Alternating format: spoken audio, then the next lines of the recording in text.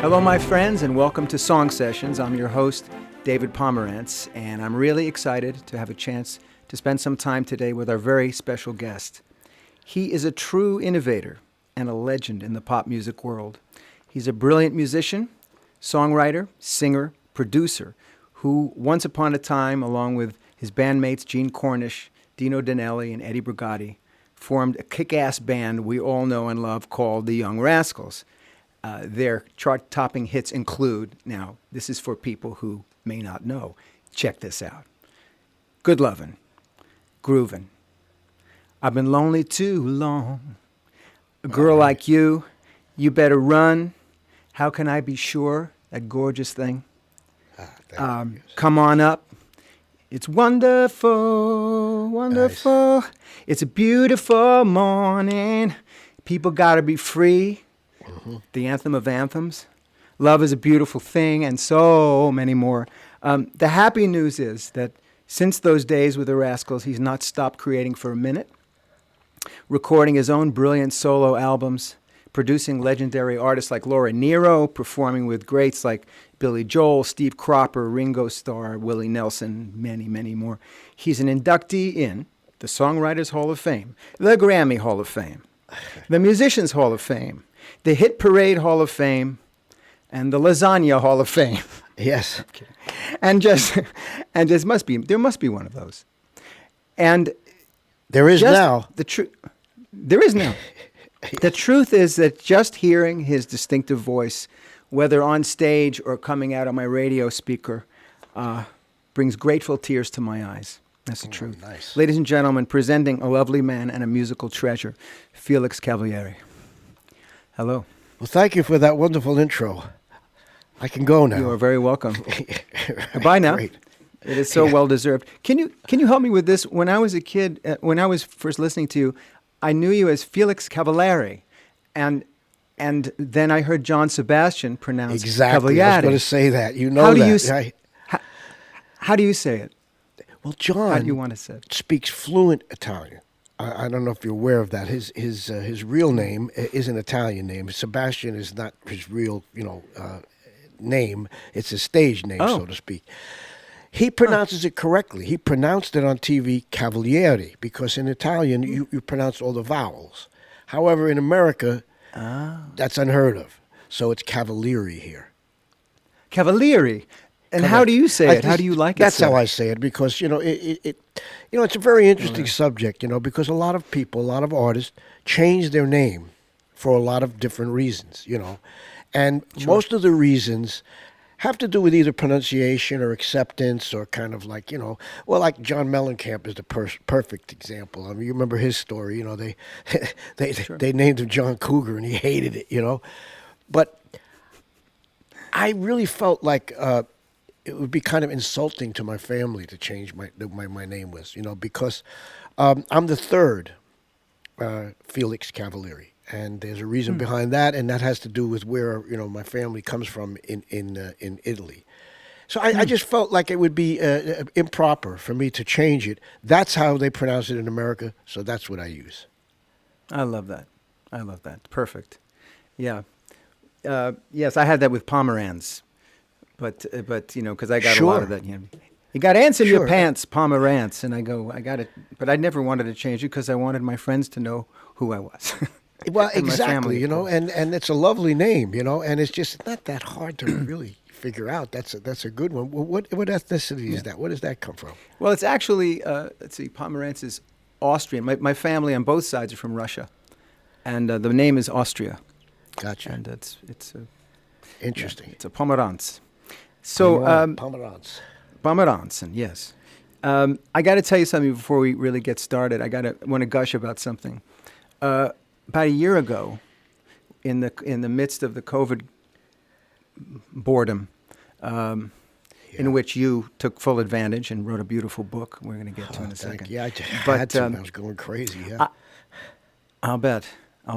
So there I was in my house, and I looked at, maybe it was Bands in Town or whatever was telling me about it, and I saw that you were going to stream a show, a concert. Ah, yes. And I can't tell you how thrilled I was. And I got my ticket. I went down to my kitchen. That was my front row seat.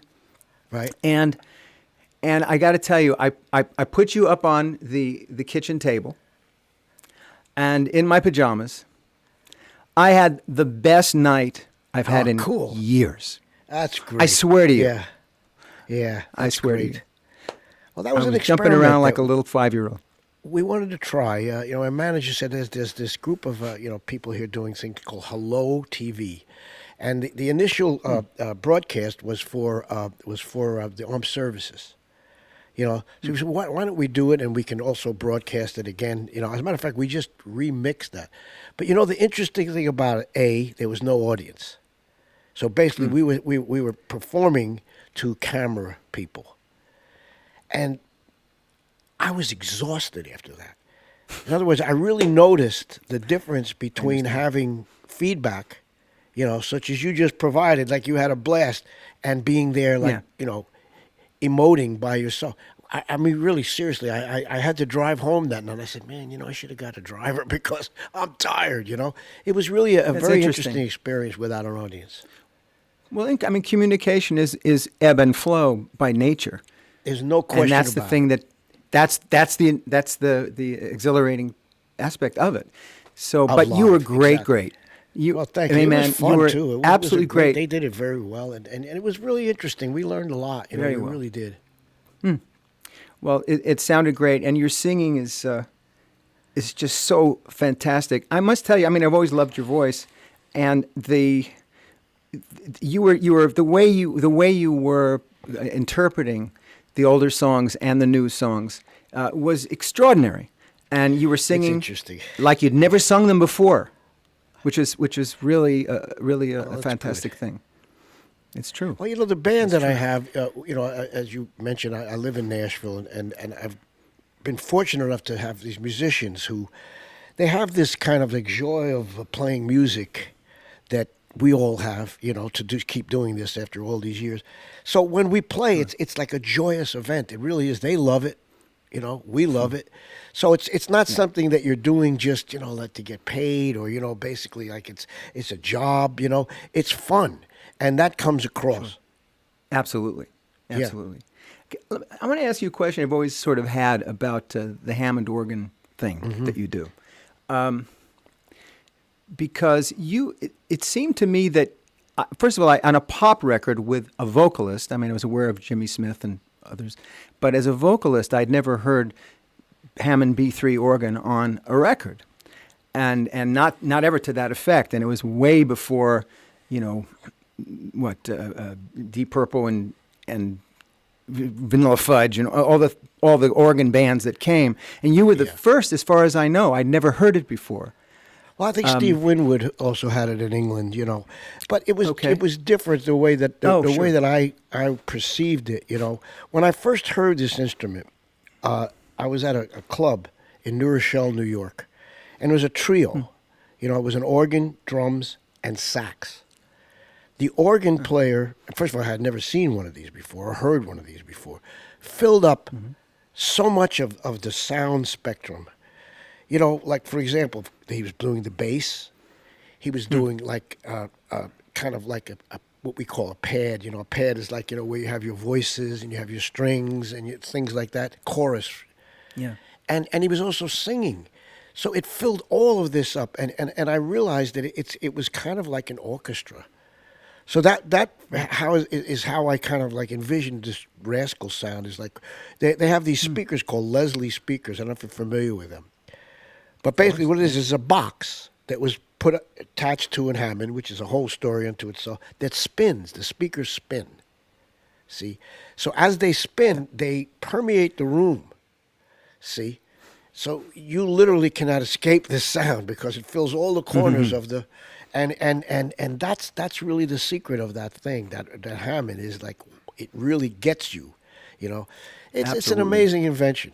Absolutely. It growls. It is so male, it's just... Very interesting, interesting, because it comes out of Chicago, as you know, that was the home. Huh. I did not know that. Is that where it was... When it's interesting you mentioned Stevie Winwood, because I guess the Spencer Davis group had that. Yes. Well, they Right, did. back They in the did. day. They didn't quite feature it like I did. I mean, but basically, what No. what they were doing was on. I think it was on a Hammond, and So there's been people before that have used organs. Not many used Hammonds, however. Like the person that I started with, Joey D. in the Starlight Peppermint Twist, he used a Yeah. Lowry, Lowrey, which was totally different. It was a tube organ. But if you listen to Peppermint Twist, you'll hear that. There's a lot of different ones. Yes, I but know the not sound. not like this. This was different. Right.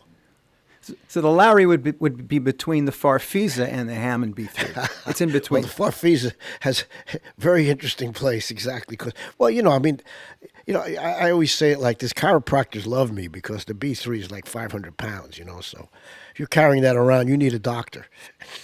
Oh man.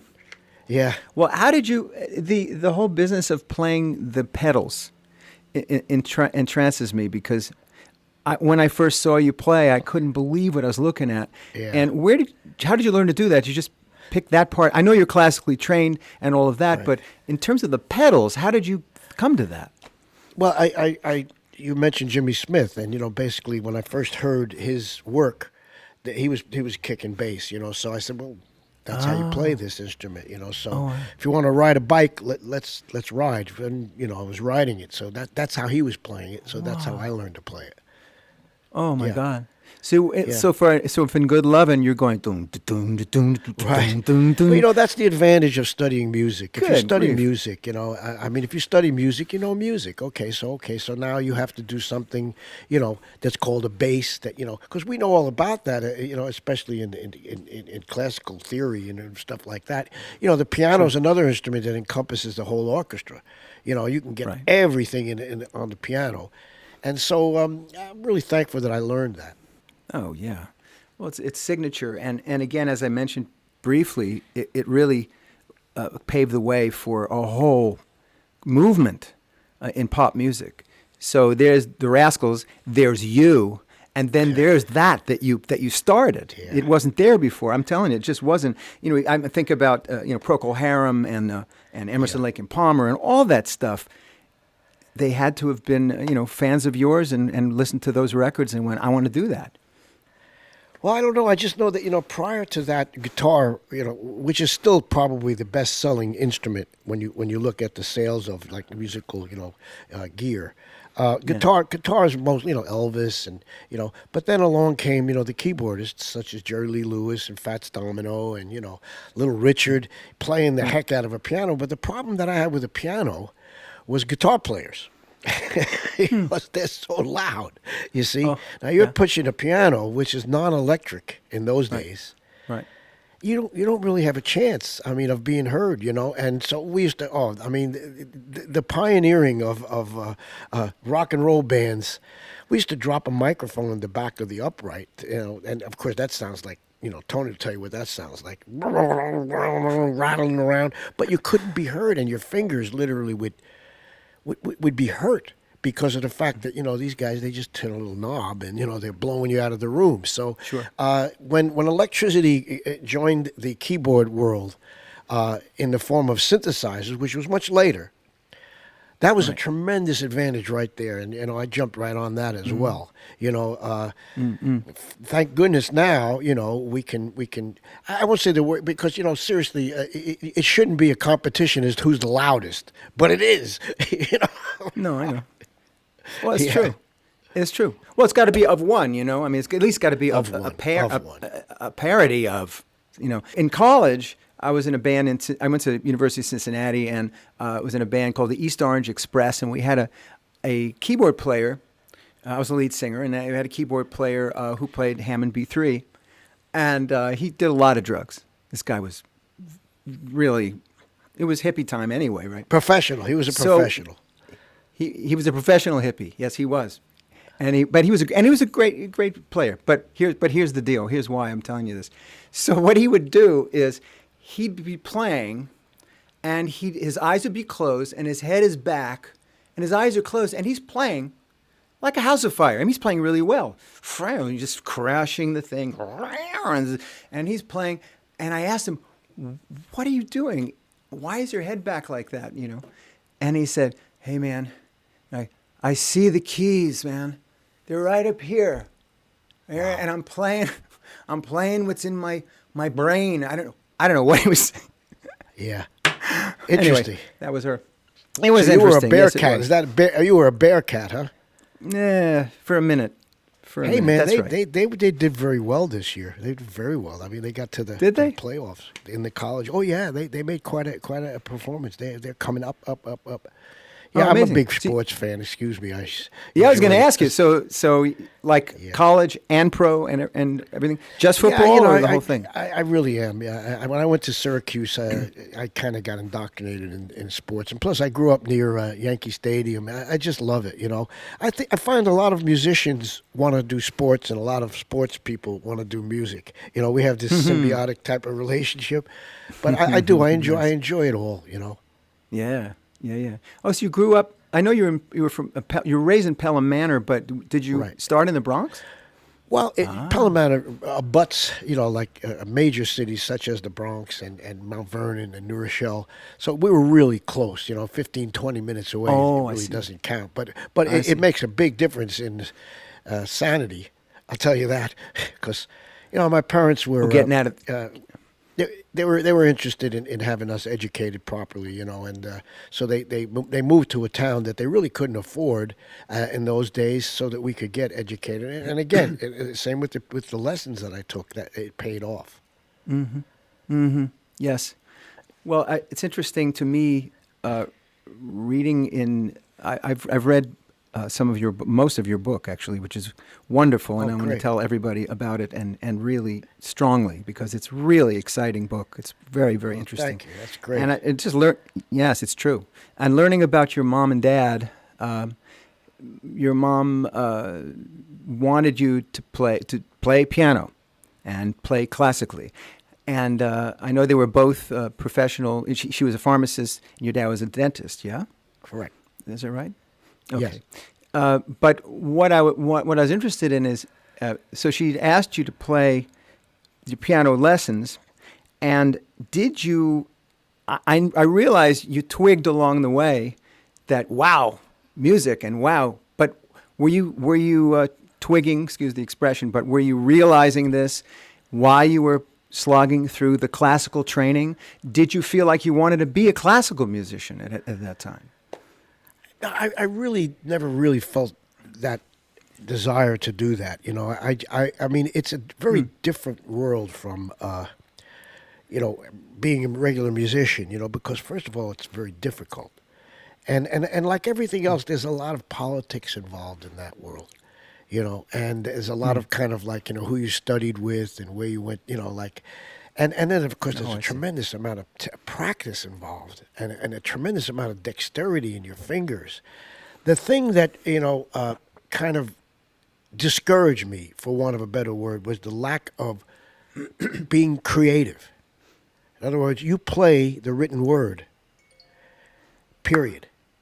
In other words, when Mr. Bach wrote that, that's how you play it. You don't interpret.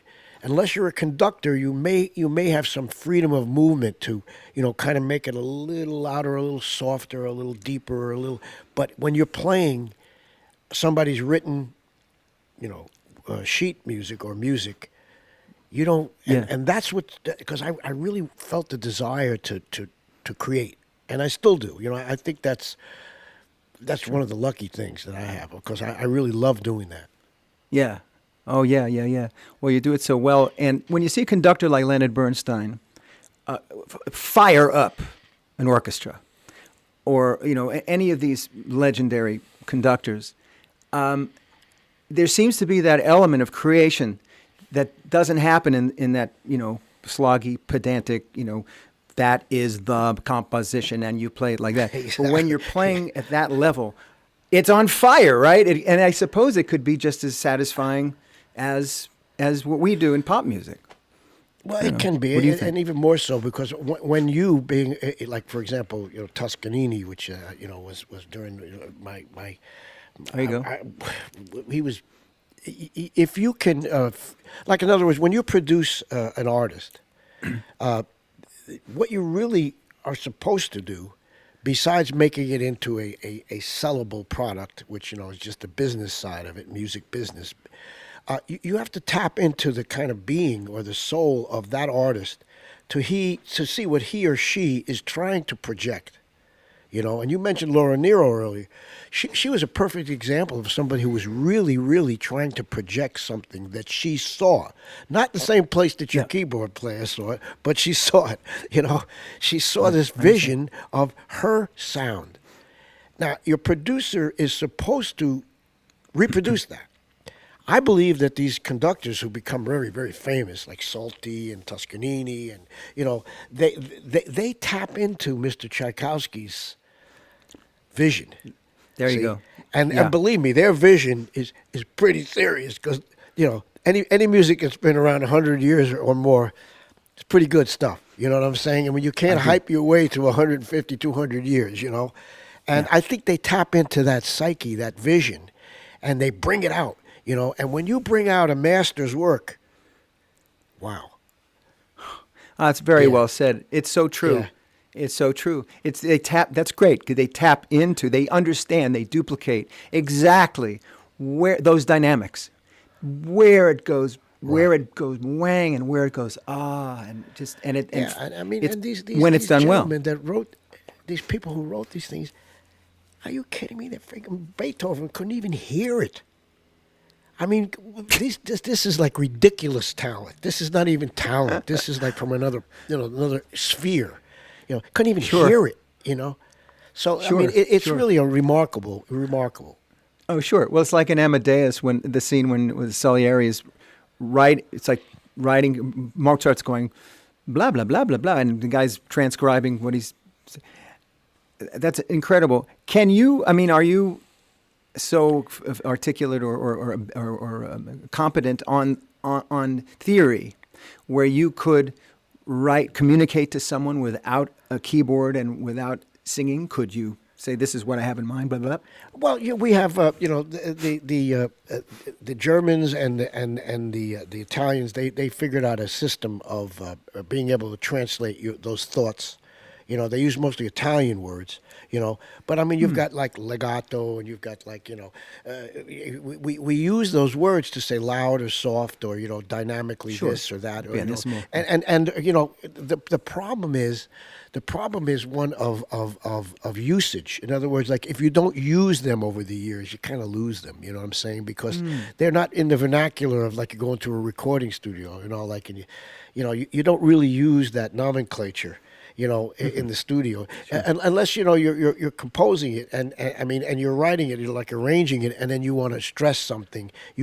Usually you still put those terms in there, but for the most part, in rock and roll and R&B, et cetera, you just say play louder. See, now Laura Nero had a very interesting way of saying these things, and she would go into the studio, which would have, like, say, in this case, a brass section. And she would say, it's got to be more red. Yeah. Now, red. Okay, what is red? Figure out what red is, and you got it. You know what I'm saying? So she had her own words for that, which was so interesting because after a while, you know what she meant. You know what I mean? I get it. How fascinating. Did she have to play with the same musicians to really build that understanding? No. Generally, no, it was a New York scene. No, when I did the album, I did it with Arif Mardin. We brought all the Muscle Shoals people up, from Alabama. Okay.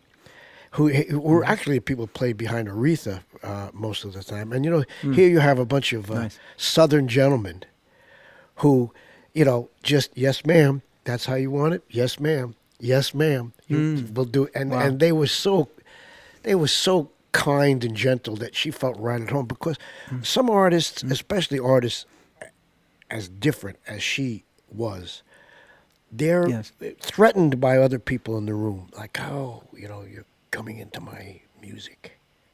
You know what I'm saying? You're touching my music. Yeah. And really, I mean, I understand that because she wanted what she heard in her brain, in her mind.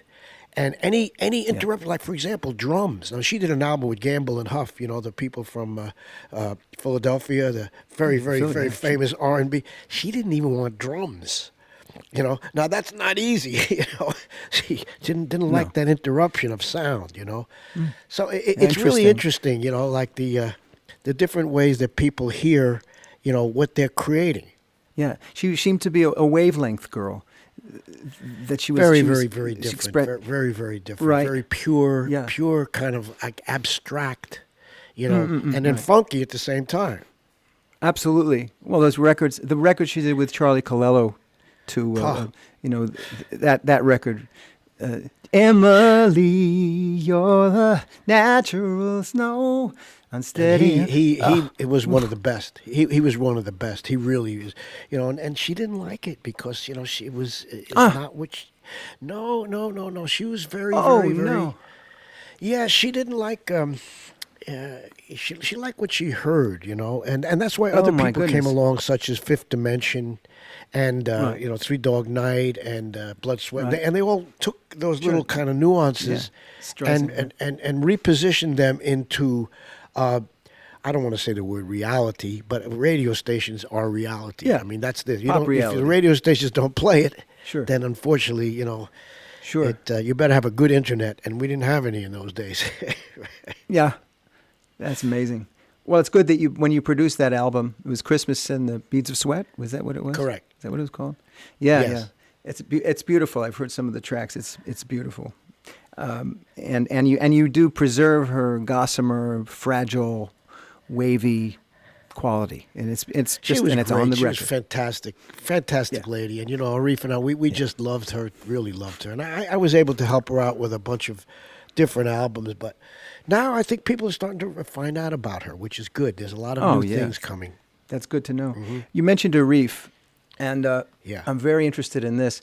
Let me just say cursorily, it doesn't have to be cursorily, but I think only because everybody knows you from your time at with the Rascals. But those who don't, because there's going to be I think a lot of younger people watching this thing.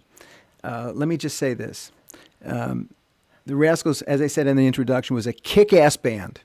And what was so strong about them, and Felix was the leader of the band, was the, how do I say, it was felt live. And that's one of the questions I was going to ask you. Did you record live? Are those live performances? Is Good Lovin' or You Better Run, did you just do that, bang, vocals and all? Pretty much, sure, because, in those days, when Atlantic found us, they found us in the nightclubs, out in Long Island, and they transformed that to the studio as a live performance.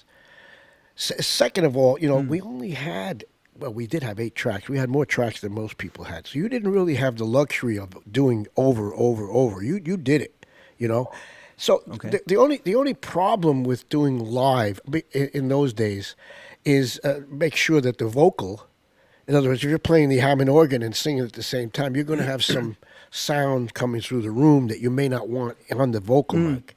Whereas if you do it separately, you go into a booth, you won't have that that feedback coming through the other instruments, which is a problem. It can be. Now it's good. It's like an ambiance.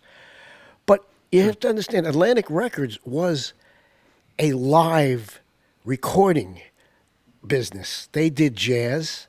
Right. They did R&B, etc. But the concept was to capture a moment in sound. Make it the best you can make it, and then whatever you can possibly add to that. Which those geniuses, electronic. Let me tell you, the engineers in those days, they did magic. Look at the Beatles with 4 tracks. 4. Think about that. So they had to. I do I always. mean, not to get too technical, but they had to mix down, keep the quality. Right. Don't lose. Get a mix. In other words, you Don't lose the couldn't say, drum. well, Don't lose the snap of the snare drum. seriously, Because you exactly, can easily you know? get it pulled back. Yeah. Well, that shows you the level of talent that was around in those days to create that. Because now they say, well, we'll do it in the mix. We do it in the mix means you got 100 tracks. you know, Right. And so, no, you couldn't do that. You had to make your decisions now. See, because that's it. You're locked. And if you were lucky to have another 8-track or 4-track machine, you could always copy it and do it over. But that didn't happen too many times, Wow. Fantastic. And Arif Mardin, for everybody who may not know, is a legendary producer, and for good reason. He produced the Rascals with Felix, and he produced, Bee Gees and lists and lists of people. Bette Midler, My God. Chaka Bette, Khan.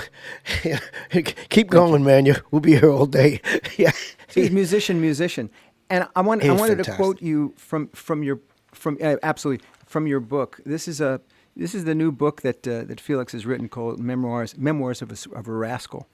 And I just want to read this little piece because it talks about your first encounter with Atlantic Records and the studio and that thing, that magical time. He says, the first time I stepped into the room, the studio, where so many records in my collection were made, I knew I was in a special place. It was as if the essence of my heroes were right there, bouncing off the sound-inspired walls. Or is it same inspired walls? That's a typo for me. We were with a company that I truly believe wanted to make good music, where music was front and center, the reason why Atlantic existed. Correct. Wow. True that statement. was a time, right? Wow. Well, when you walk into a studio that Ray Charles has been in, Miles Davis has been in, John Coltrane has been in, and many, many, many more, Benny King, et cetera, you feel that, and that's one thing that they don't understand, they meaning the people who turn these beautiful rooms into offices, It's a shame because there's a lot of those rooms that are no longer in existence. And I'm talking about, you talk about Leonard Bernstein, they made all that music at Columbia. Those studios, Magic, Mitch Miller, all these people, those vibrations, they're in the room. When we did Groovin', we were in a studio called Talent Masters, which is on 42nd Street in New York City, where James Brown used to record. You didn't even have to pick up the drum. You could feel the rhythm. That's how funky that studio was. It was just in the room. It was there, So obviously, if you tune in, like your keyboard player tuned in, you know what I'm saying? You could feel this, And, really, it was an awesome feeling. And I'm sure a lot of other people will tell you that story when they go to a shrine like that. Is it still in operation? Those studios? I don't think so. Atlantic moved to Rockefeller Center many years later when they became Warner Brothers, and I think they let all that go. And unfortunately, I think it's an office now. But it's a funky office. I'll tell you that. Oh man, I want that office. Yeah, man. So when you worked with Arif Mardin, you and your collaborator, Eddie Brigatti, who's also the other lead singer for the Rascals, you'd come up with a song, and then you'd run it by him, and what would he do? Because he was Mr. Ears. Would he ever say, how about this chord, or... Oh, sure. How involved did he get? Well, my relationship with him, basically, I completely adored him, to say the least. I mean, he was... But I respected his musical knowledge, and I think he also returned that to me, so that when he made his suggestions, they were always good, they were always good, and so, but I would go to his home, and we would sit down and of course I would play the latest things that I had created, and from a musical point of view, that's where we started mostly, we started from the music. We would shine it up, we would polish it up, we would correct it. But we didn't really have to do a lot because, as I say, Atlantic really functions on this jazz concept. Make it happen. You know what I mean? Don't change it to a point of where it's like too slick. You know what I mean? And just keep it. Yeah. Like Phil Spector used to tell me that there was this line, which called where your hits are written right down the middle. Now you can get too hip, and you're not going to, or you can get too square. You know, Oh, you can my get too gosh. busy. Wow. You got to find that line, you know. And you know, it's the same with painting with artists. You know, we say, when do you stop putting, you know, trees in or waves in or clouds in? When do you stop? You have to know when to stop. And a lot of times you can ruin a song by making Oh, yeah. changes. That initial Absolutely. thrust of joy, you know, Right. trap, Right. get it, record it. There you it know, is. And that's the Atlantic philosophy. Make it happen Oh, I in the really. room. So Yeah. I thoroughly enjoyed working with Art because Arif, he also shared the joy of creating. So that, oh man, let me get my hands on that one, man. You know what I'm saying? Like I'll write some. Oh man, Yes. you could feel that, and that's what I've always appreciated about Atlantic Records. Is that joie de vivre? What I'm saying is, I want to make Yes. great music in this room. Absolutely. And you felt that, so Absolutely. it was possible to make great music in that room. Oh my God. Yeah, that doesn't happen, when, you know. Well, where would it happen? I mean, who would it happen with? When I was with Arista, I came. There was it was close to that because Clive wasn't. Absolutely. No, isn't Clive is an arranger, absolutely. but he's a conceptualist, and he's Absolutely, very absolutely. good. And he's lovely, and there's a love there for what he's doing. Absolutely. So I found him maybe the closest thing to what you're describing with Arif. Oh no, there was a few of them. I mean, Columbia. He was with Columbia, remember? You know, before Sure. he was with Arista, and Columbia. Sure. You put them in that category. I mean, they made some great. Capital. I mean, they made some great. There was some great music in those days. You know, they actually signed people that they didn't sell albums. They just wanted them on the, you know, on the roster, so to speak. Those days are understand. over, of course. But I mean, you know, like you know, Ornette Coleman is not going to really sell a lot of product, but you know, they had them. You know, Columbia, they had, you know, Stravinsky. You know, had all these people on their labels, and they don't really sell. But you know, what an honor having them there. You know. Thank you. It's an honor. Yeah, or even Tony Bennett they had at the time. Oh yeah. And then dropped. It's and all picked up different again, now. or It's whatever. whole different Yeah, world it's all now, different. you know. The other thing you say about the getting it now and getting it live, and when you mention that, I remember thinking about the '60s and '70s, especially, where the records sounded like the artists, like your band, Right.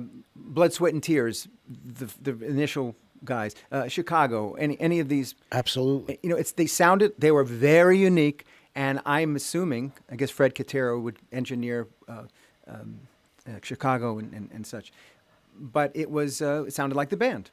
You could smush it up. You could David Foster it up, which he did beautifully. Nothing against David. David's a genius. I love David Foster, but he took Chicago and made them sound like anybody. Exactly. So it's true. That's the rub, my friend, right there. You see, I mean, it's the thing that makes it more complicated is the fact that you have to sell product. See, in other words, if the audience doesn't accept that rawness or whatever you want to call it that's there, well, then you have a problem because, you know, somebody has to fund, you know, like in the ancient days, they used to have kings and, you know, princes and counts, and they used to hire musicians, like, you know, and pay their wages and their room and board. And, okay, write about my parrot, you know what I mean? I want you to write a song about my parrot. But unless you have, like, that kind of And they weren't backing, talking about their bird either, by the way. Exactly. But, you know, anyway, but you got to it's a sell different parrot. product, Anyway. and that's the problem. And that's what I find so interesting. You know, is the fact that you got to sell it, and that's where you run into like all the record company, you know, with their you know their opinions, and you know, and the producers with their changes, and that's just how it is. Yeah, and it was how it was too. I mean, they try to, when you get an act, they would want the act to duplicate what was successful before, like the Supremes would do "Can't Hurry Love" and then "Baby, Where Did Our Love Go." It was they were trying to make another one. And so Well, it's like, that was a but your factory. records, I mean, you know, that was a factory. yeah, it was a factory. Right. Well, that's right. A hit factory. You know, wow. That's true. Motown was that very thing. But you guys didn't do that. You were your records were very different. They all were. They were the songs that you wrote. Well, again, the era that we were in, which had this group called the Beatles around, which made that possible for all of us. Because talk about brilliance, you know what I mean? They did everything. And by them doing everything, like for example, them doing Michelle and Yesterday, I was able to do How Can I Be Sure? Because if they hadn't done those, I doubt if the radio would have played a French-based 3/4, 6/8 song. That was different in those days. There wasn't quite as much. How should I put it? Demographic catering to as there is now. Now the radio stations basically they have an audience. They play to that audience because the advertisers buy for that audience. It's not the same. Right. No. In the old days, the radio stations played everything. They played Peter, Paul, and Mary. They played Kingston Trio. They played, Spencer Davis, as you say. They played Ray Charlton. Not anymore. I mean, those days are over. But we still have, tremendous. To get into theory, like Woodstock's what turned everything around. That was the turning point from, how should I put this, purity to corporations. Right there. Well, people came in. But I'm sorry, the performances at Woodstock were the purity generation. Yes. Of performers. However, but you're saying, but then they took that and packaged it. Well, they said, look, From Wall there. Street or companies said, hey, man, look at these boomers. There's a big audience out there. Right. How can we tap into this? Well, I'll tell you how. Instead of having God make the groups, I'm going to make the groups. You got the boy bands, and you got the, all this and that. I mean, God didn't make the boy bands. RCA did, or somebody, you know what I'm saying?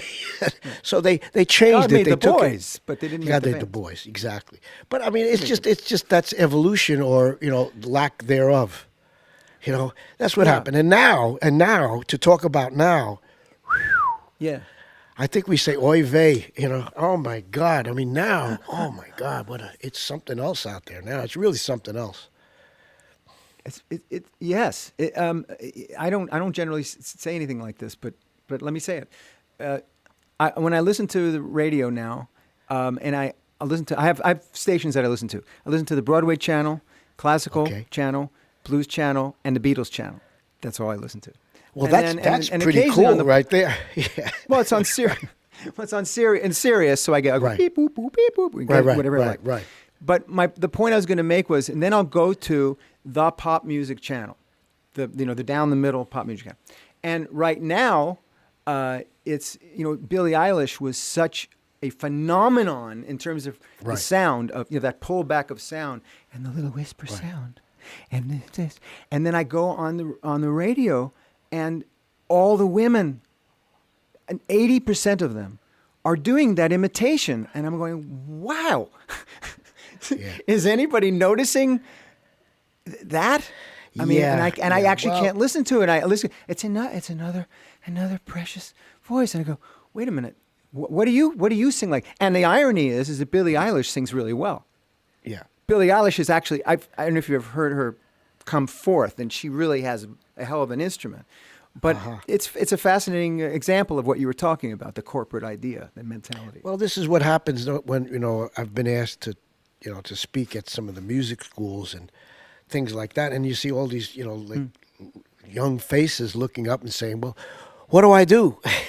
You say, "Well, I don't know." I tell you what, I don't know, because what I try to do, though, seriously, is to tell them that, look, you have to understand, the times, they are changing, and they've certainly changed to a point of where it's a whole different, way of life now to be a successful musician. However, there's a lot of different avenues where you can be a successful musician without being a star, so to speak. For example, the people who do the music for video games. Just ask any bank; they'll tell you how lucrative that business is. You don't know their names, and so there's the problem right there. Well, okay, I don't want to really do commercials, do I? Why not? You make a fortune, Right.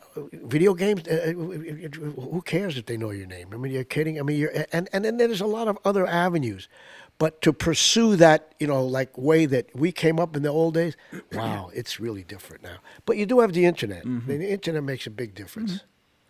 That's true. That's true. Yeah. And then you got Ed Sheeran pops through, and you get guys, and there are others like him that are carrying that in that tradition, and it's ironic and interesting how the integrity of what he's doing. Yeah. It's what he's doing. It's Right. his statement, Exactly. and you feel that, and you honor it, and you enjoy it, and then it becomes unusual. It's the thing that it's like, it's the thing again. It's the thing that pops through, and people go, listen. It's like Right. the first time we heard, let's say, "Sweet Baby James" or one of those albums where the band, Russ Kunkel and Lee Sklar and those session musicians were all there were on the record, and James Taylor would just stand up there in a nice, clear Peter Asher universe, said it, and there were four guys, and it filled that screen, that canvas, just the bass, the drums, and James's guitar, and maybe piano here and there sometimes, maybe a conga, but those are those things that make you sit forward. Yeah.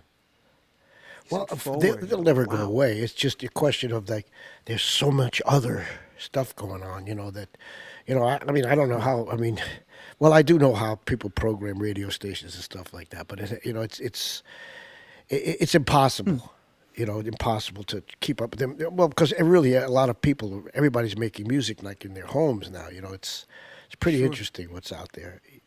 Now, how about you? You have a studio there in your Yes. house? Yes, Do you make albums or just demos there?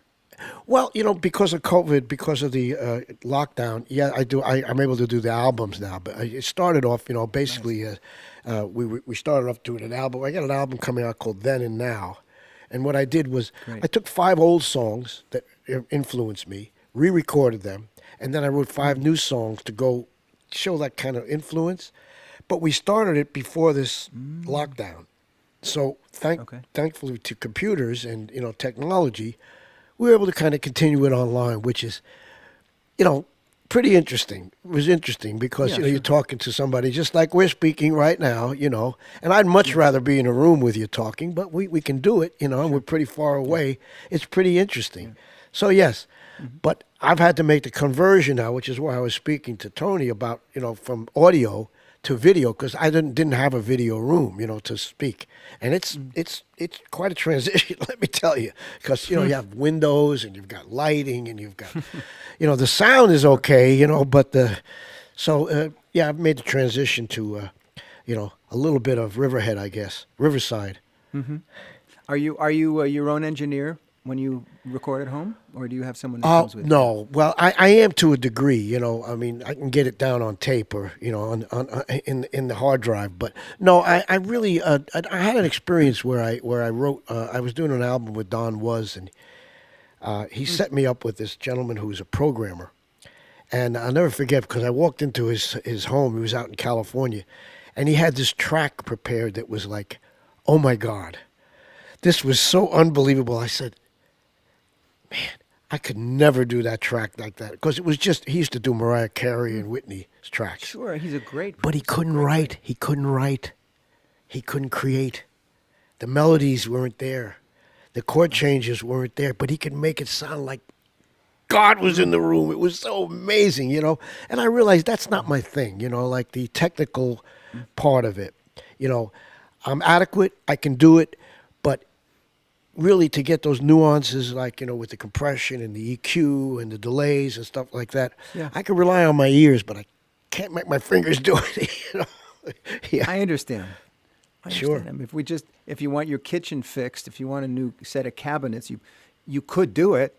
You could learn it, but you just get a cabinet maker who's a master, and you can go and do your thing. Yeah. Well, I guess, when you're young, you can do anything. I said, I don't know if I can learn all that right now. And, I've been buying these new programs, which is so hysterical. because a lot of times we try to be inspired by instruments that we buy. We get a great sound from an instrument and makes you write a song. Sure. So now they have these programs. And man, when I look at the tutorials for these programs, I'm going, are you kidding me? I mean, by the time I learned this, oh my God. Because I mean, thought medicine was rough. What do you call biochemistry? Wow. Yeah, it's pretty interesting what you can do now, and I'm looking and I'm saying, why would you want to do that? In other words, like I can make like this sound like I say the word love. Why would you want to do that? I can do that many times, but why? I see. Okay, and I would like to see how can I reproduce that on stage? Well, I got to buy the program, otherwise I can't do that. Oh, it's so funny. Oh, it's funny. Yeah, it is. It is. It's too much. It's too much tech. Hey, I wanted to just bring something to mind to the listeners. One of the songs that we talked about before, "How Can I Be Sure." Mm-hmm. I was listening to it the other day, and then thinking about you in terms of your background and the many loves that you have, the Ray Charles love and the Jimmy Smith love and the Toscanini love and the whole picture, the whole package that you swim in and enjoy. And I heard that song and in those terms, and I went, well, that's interesting. That's kind of got so much of everything in that. I don't have a keyboard here, but for those of you who know the song, how can I be sure in a world that's constantly changing? How can I be sure when I stand with you? And there's a section that goes like this. Whenever I, whenever I am away from you. Let's say, I don't know what key the record's in, but let's say it's an A minor. It's a D minor. All right, well, all right. So then, so let's say if it's da da da da da, if it's A minor, and it will be minor E, B minor E, and then A minor, dun dun da dun, da da da da da, minor E, B minor E. Now he goes, how's the weather? He gets a C sharp minor, F sharp minor, B minor E. Right. Blah blah blah blah, and then is C, the creamer, C, and that's the thing that sorry for the rudeness, but creams me out when I hear. So whenever I look away from the weather, whether or not we're together we see it much better. Right, exactly. New key drops down a new half key. Step, New key, but it modulates back to the tonic, which is in your case the A minor. To the rest of the song. Yeah, well, there's a lot of that. Therefore, my friend, therefore, well done. Thank you. Well done. Go ahead. Those are not that uncommon in classical music. They move around so liquidly. It's just so easy the way they do it, and you go like, oh my God. Why can't I do that? Well, one of the reasons we can't do that is because we get locked up in the blues. We do the 1-4-5s, the 2-4-5. And you don't hear those things. But thank God, they planted them in the back of the subconscious. You know what I mean? So they're there. But they do that. It's interesting. There's a whole lot of techniques that get you back to one. And a lot of different ways to get to the next chord. Yeah. So obviously music, I see, because down here in Tennessee, they do it in what they call the number system. Yes. Are you familiar with that? Is. I am. Basically, when you study music, you have a song. Let's say it's in the key of, as you said, A minor or A major. That would be a 1. See, and as you go up the scale, A, B, C, that's 2 and 3. See, so in other words, 1 is A minor, 5, which is in everybody's song, the dominant is E. So 1, 5. Classical does it the same way, by the way. They do exactly the same. They had that nomenclature, 1, 5, 2. What they do down here in Tennessee, down in Nashville, they've invented what they call this number system. So basically, when I go into a studio, if you are the singer and I wrote the song in A minor, and it's a little high for you, one in G is the same as one in A. One is one. So that's so I can transpose it down to G. And Where it's tell you a great story. You got time for a story? Yeah, sure. A Randy Bachman story, if you don't mind, I'll interpose it. Yeah, I love it. I was on tour with Randy, with Ringo. We did this all-star tour, and he's telling us this story about when he was in the studio with Little Richard. Little Richard came to town, and so his manager said to Randy, "Hey, man, Little Richard's in town. Why don't we bring him over to the session? Why don't we bring him over to the studio?" So they bring Little Richard into the studio. Bachman, I don't know if it was Bachman Turner or just Randy's band, but so they go in the room and they got a track. It's in the key of A, which because the guitars, they usually play in E or A, because that's really where they live, those instruments, as a rule. So Little Richard comes in and goes, "Oh man, I only play in C and G, man. I don't play in A." So they said, "Oh well, we got an idea." So they go. Now this is tape. Now we're using tape. We're using tape. We're using 2-inch tape now. We're at the Studer level. So he goes in. They said, "Well, just keep playing, man. Just keep playing. We're gonna fool around in the control room." So they go in there, and he starts jamming. They say, "Hey, Little, come in, Richard. We got it." We said, "What you mean you got it?" He said, "Well, listen, man. They brought him in the room, played the tape, and he's on the track. Perfect. Key of A."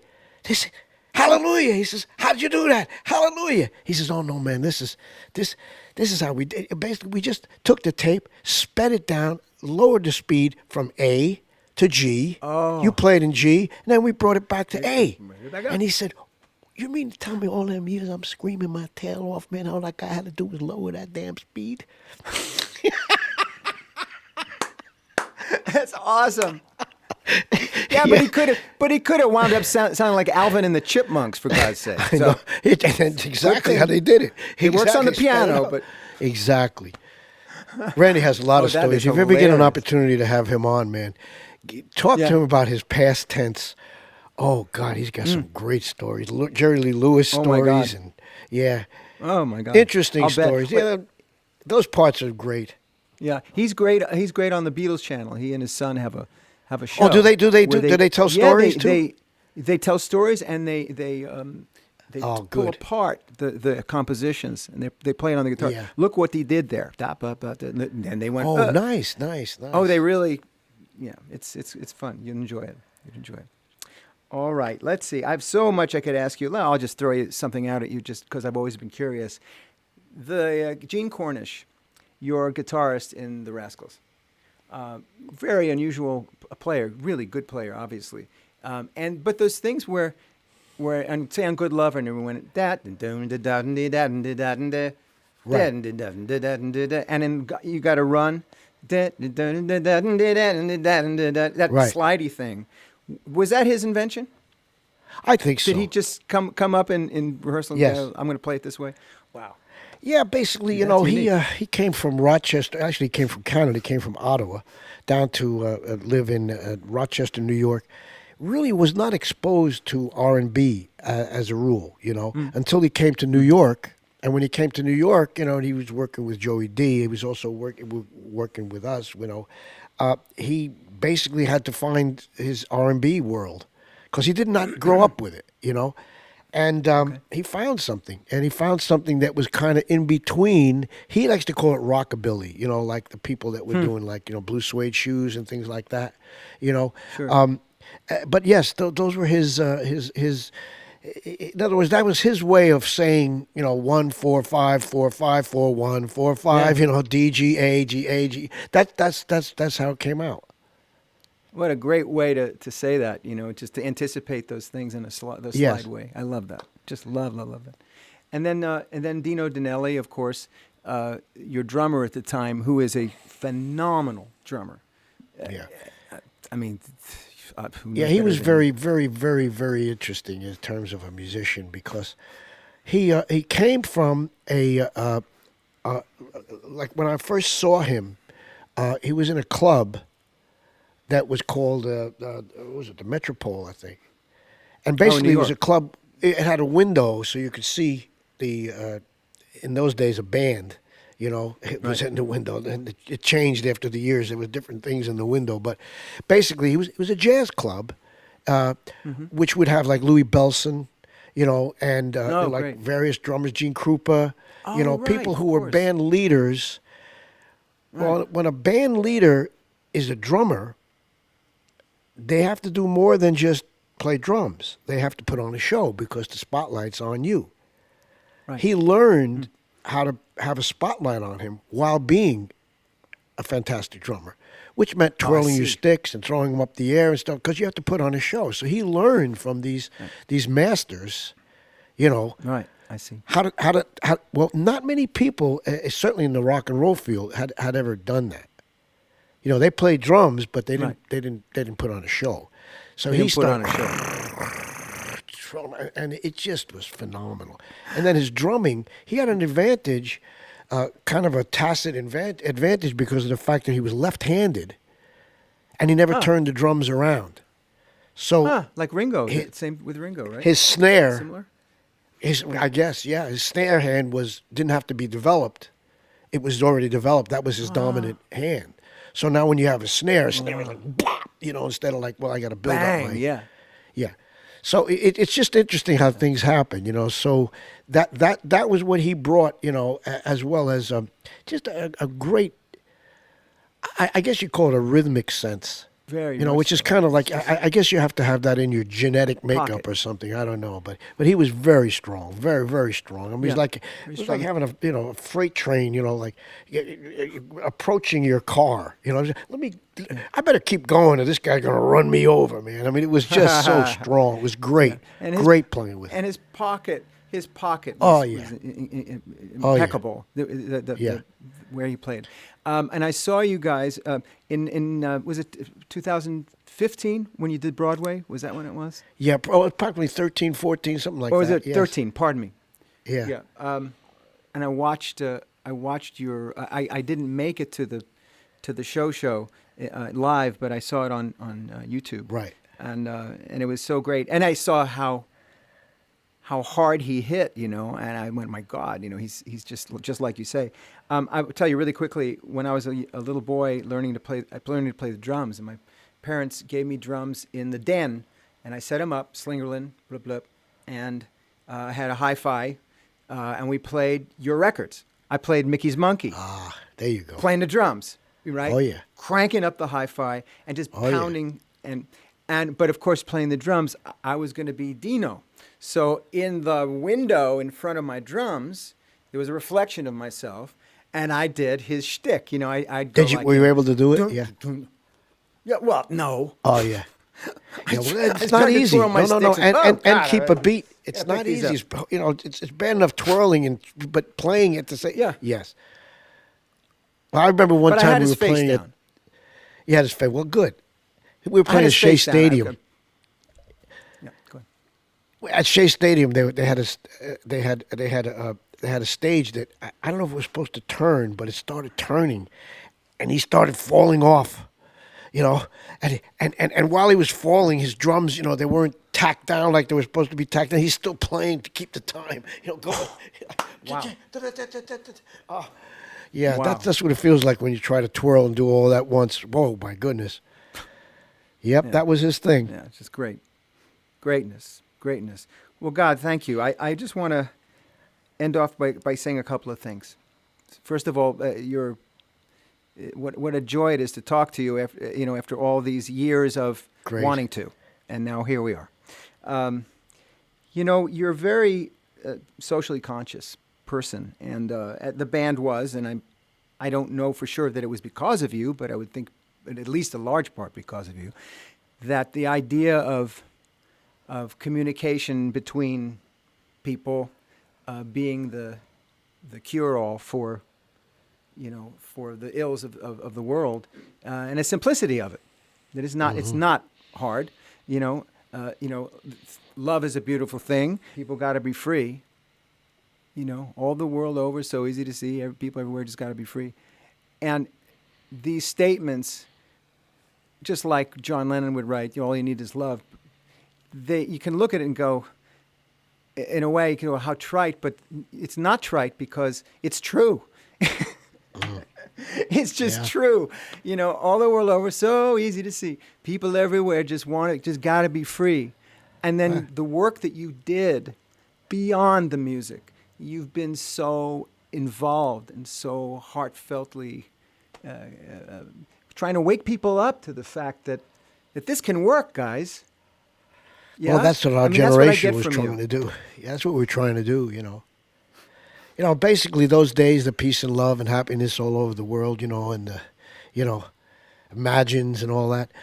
We were pretty serious about that, and basically I studied many years with a guru, and I still have that type of we are one. It depends on your philosophy, but if your philosophy enhances or includes the fact that God is everywhere, and we're all one. So what's Yes, the sir. difference? The difference is in your mind, man. So if you're going to keep it in your mind, okay, well, it will keep killing each other, okay? But you're still, whether you like it or not, Right. we're all one. We're all made of the same. Sorry, I know some people don't like that, but too damn bad, man. That's what you're made out It's of, the bro. truth. It's the truth. Exactly. And that's But, the answer it is to the a whole philosophy. It's it. No, Yeah, but I it mean, is, and it still is, and it lives in you. Obviously, your songs don't Yeah. stop doing that. You don't No, stop saying and, that. and I think I it know lives in that. a lot of people. But we, the people that came from those years, we went after that philosophy, and put it inherently in our bodies and in our music.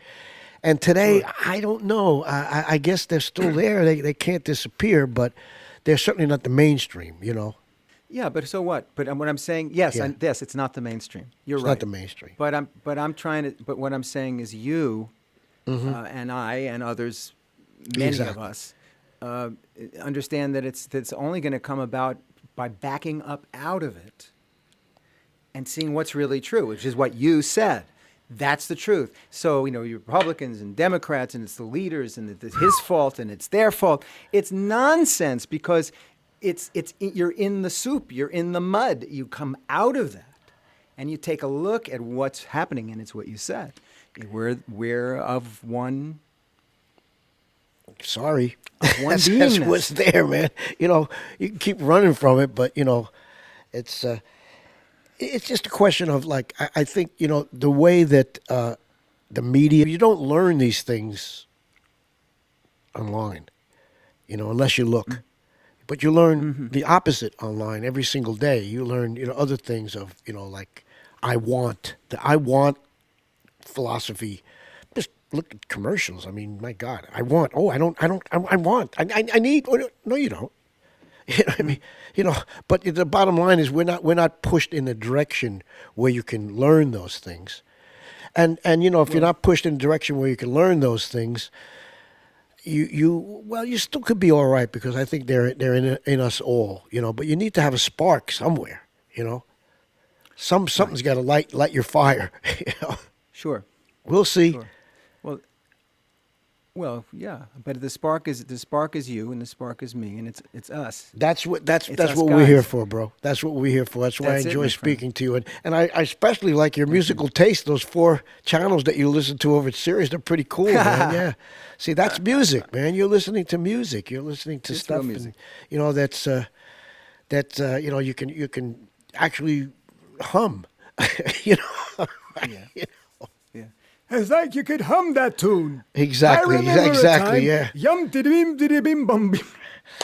But I enjoyed it, Oh, man. man. Thank you so much, Dave. I appreciate you taking Thank the you, time. too. And I do a lot of these, and I must say that I enjoyed, your questions, because they were not the norm. They were like off center, and I appreciate that. Thank you very much. I'm glad. Well, you are. I wrote this goodbye, but I'm just going to say it. Let's see if I can say it, because I'll just say it. Great. You have inspired generations of people. Musicians, yeah, but not just musicians. You really have done, and are doing what you set out to do. You've lit the world. That's the Wow. truth. Well, I'm thank you. not just paying you a compliment. No, I guess that's what we're here for. We got to do our job, whatever that may be, and I appreciate that. But I'm going to keep doing it until I can't do it anymore, bro. Well, that's right. I know we didn't get into too much what you're doing now. I know you've made albums of your own since Rascals. You've played with Right. Steve Cropper and nominated for Grammys. You are on and on and gone and on. And it's just great. And yes, of course, you'll do this forever. And you should. I hope And so. I want to tell everybody, did you want to say something there? I'm sorry. No. Okay. I wanted to tell everybody about your book, and I'll hold it up. Now, look. There you go. Guys, is this backwards? Can you see this? Is this frontward? Yeah, That's with that front. beautiful Linda McCartney picture, huh? She made that, right? She shot that, right? She Where were photographed you? that. Where was this? I think we were in a club in New York City at the time. She was coming around doing all photographic. If anybody ever wants to see any of her work, Google Linda McCartney's cocktail books or cocktail table books. She was a phenomenal photographer. That's just a perfect example of one. Yeah, look what she caught. That's fantastic. Yeah, is that great? I love that shot. It is great. It is great. So this is a terrific book, and it's a fascinating book. I read through it, and I got to know you, and so Well, you really, thank you. You accomplished that one too. Good. I can feel you in this thing. So please, Great, everybody, go get this book. Get it on Amazon. Get it on Felix's website. Get it. Okay? Very good. There you have it. Hey, Dave, thank you so much. God bless. I hope to speak to you again. Thank you, my friend. We get up to Thank that you very area, I much. will make sure we meet in person. Good. I'm looking 'Cause forward we to haven't that. been there So- for a while, but if you're in touch with Melissa, she'll Okay. let you know. Okay, I get to Nashville a lot. I'll Oh, look good. up. Well, give me a holler. You have my email, I will. please. I will for sure. Hey, God For bless, sure. So brother. let me sign off. Hold on. Here we go. So that that wraps up another episode of Song Sessions. Be with us next time when we'll be spending quality time with another master songwriter. Until then, for all my fellow artists who stay up late burning the midnight oil or a mid-morning oil, as the case may be, keep making beautiful things for us. Lord knows the world needs you now more than ever. Thank you very much. Thanks to Felix Cavaliere. Bye-bye for now. I'm David Pomeranz, and we'll see you at the next Song Sessions. Bye-bye.